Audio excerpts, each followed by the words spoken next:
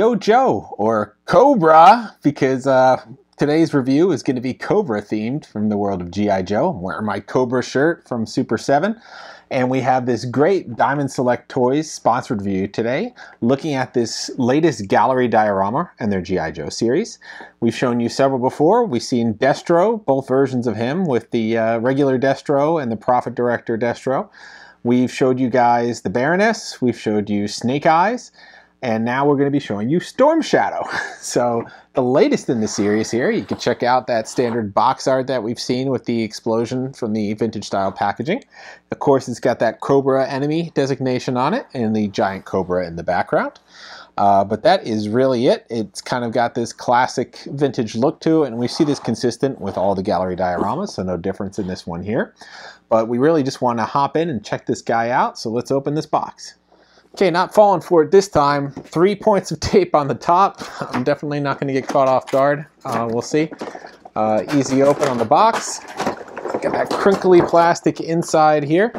And then we'll see, we got 2 pieces of tape hiding on the side here, keeping it from opening. So not going to be looking silly this time.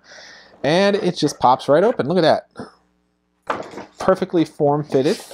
And we got our guy right here on a nice ice base. Why don't we zoom in so you guys can check this out. I mean, looking amazing. Just like Snake Eyes had a snow sort of backdrop, so does Storm Shadow. He's got more of a windswept look. You can see him throwing his shuriken there. Pretty neat. He's got one of his katana swords drawn. Of course, he's got his iconic bow there on the back with a couple of daggers, some more shuriken, and several arrows as well in that quiver. So this guy is definitely geared up. And then again, these sort of have, we'll bring you in for a closer look later, but a ton of detail, not just on the character themselves, but the base. And the base is really stolen the show in a couple instances. And this is no exception. You got these great little translucent parts on it too, the icicles hanging off of this branch. And you have some stones, you have some trees, you have some snow drifts, so there's a lot going on this base. He's out in the wilderness hunting somebody or battling somebody, so this is a great action scene, which we've seen with all the G.I. Joe gallery dioramas to date. We had Destro firing off at an unseen enemy. Same with the Baroness. We had Snake Eyes leaping out to attack somebody with his dog. Storm Shadow does not have a buddy here. He's kind of that lone wolf sort of ninja, so he doesn't have anybody else with him. Still got his classic sleeveless vest he's wearing there. We only really saw anyone else in a gi like this was another kind of snake-themed or another kind of Cobra-themed character, and that was, of course, Cobra Kai. With Sensei Kreese with his cut-off uniform there, his gi as well. So that's kind of consistent with Cobras. I guess it's a requirement for Cobra ninjas.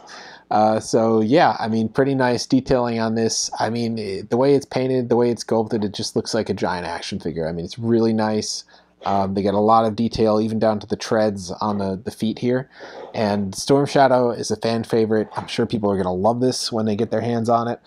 This one's a little bit weightier than the other ones. The bottom is pretty solid here too. So for a PVC diorama, this is starting to feel like a premier collection one. So you're getting a little bit more value out of this one, I guess, in that perspective. And yeah, just really nice. A lot of paint applications on it. I mean, the blade hilt is multiple colors here. You got a little bit of design work on the blade. You got a bunch of colors on the arrows, a bunch of coloring on the weapons on the back.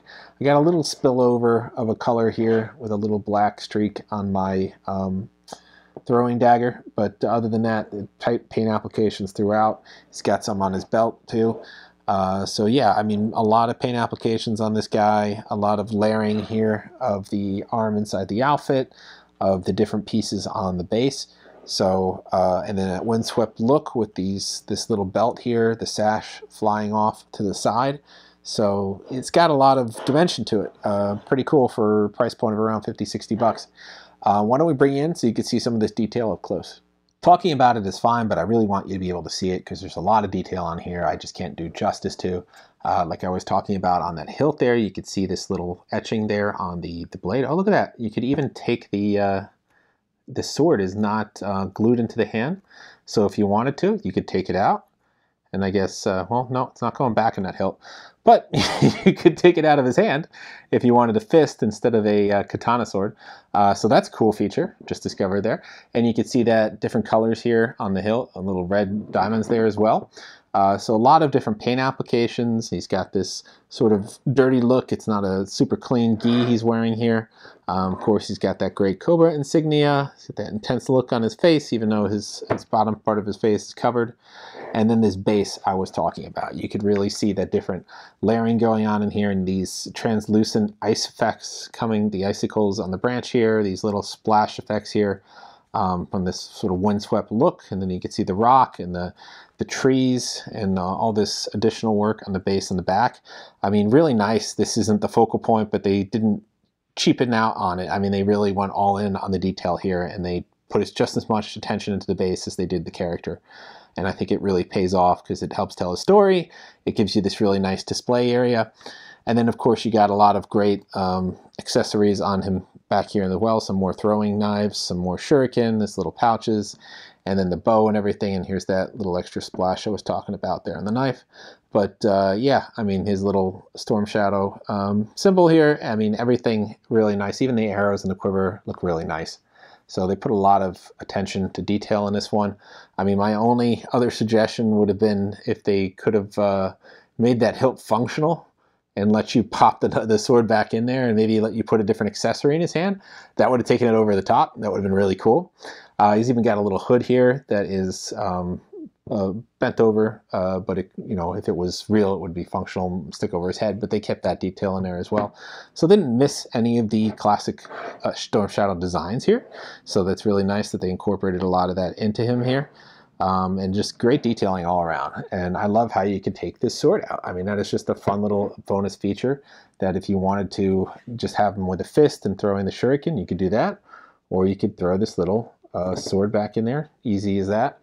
And yeah, I mean, that's fun because sometimes these break, so it's nice to be able to take it out if you want to transport it and not worry about this sword bending or snapping.